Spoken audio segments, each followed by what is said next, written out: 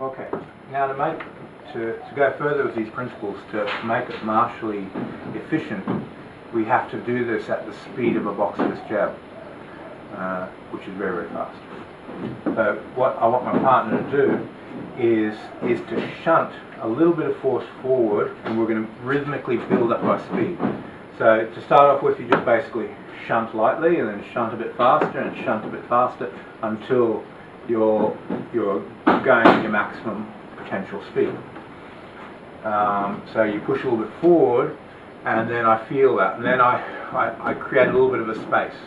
Now as he comes in, I have to find his center of mass on the line.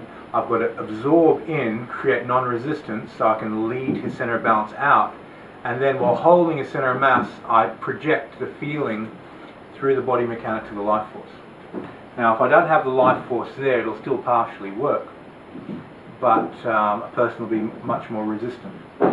The life force accelerates the separation between mind and body.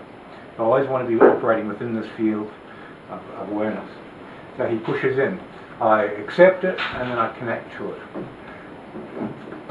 And as he feeds faster, I have to generate non-resistance within myself first. Every time he pushes, I have to feel his push hit my back foot. I've got to let it pass through me to my back foot. If I don't, and I only let it go into my shoulder, he can catch me. I don't want that to happen. I want to go into a state of elasticity, feel the center, and let it pass through, so his mind can get through, and I just take his center of mass. Now you start going faster, and faster, and so, and then you can play with it whatever way you want. Now, as you just stick to center, you can let his mind intention pass through you while still being relatively untouched by his force, because it gets absorbed into your awareness. Wherever your awareness is, that's where his force is going to go. Wherever your awareness is, that's where the force is going to go. Really important. If my awareness is on my body mechanics and he pushes, well, I'm going to get caught in my body mechanics.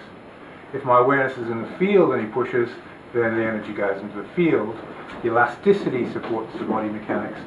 The elasticity absorbs his force, so I've got potential to shunt if I want to shunt, but the mind comes out, and that's what gives you your martial speed and efficiency at doing this. Without practicing it at high speed, you'll never be martially effective. You need a feeder to give you a force at the speed of a boxer's jab.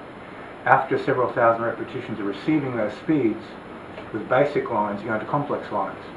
So a person's throwing jab, cross, hook, uppercut, all these different angles. You start them with touch. So if he's going to throw a hook at my head, you start practicing that you're covering, let's say, into a brush knee. He pushes the hook, and then you create the effect. Then afterwards he throws a hook from a distance, and then you move in to create the effect. And then you do a sparring where the only hitting tool he's got is a hook. So you wait for the hook to come in, and then you move in. Then he starts making it more and more realistic, starts throwing those hooks at higher and higher speed, and you just train the principles and how to receive. You do that with every possible strike, every possible type of attack, every possible type of takedown, every